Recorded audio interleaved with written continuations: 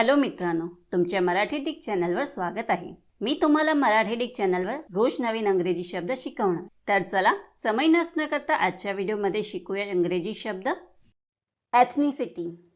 एथनिसिटीचा मराठीत अर्थ सामान्य, राष्ट्रीय किंवा सांस्कृतिक परंपरा असलेल्या सामाजिक गटाशी संबंधित तथ्य किंवा स्थिती।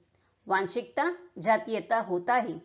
एथनिसिटीला आपण वाक्यात प्रयोग करून बघूया। पहिला वाक्य आहे, He said his ethnicity has not been important to him.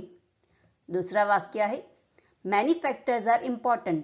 For example, class, gender, age and ethnicity. तीसरा वाक्य आहे, He wanted to research the roots of her ethnicity. चौथा आहे, I am of Spanish ethnicity. Friends, व्हिडिओला like, share आणि comment करायला विसरू नका आणि चॅनलला सबस्क्राईब करा। Thank you.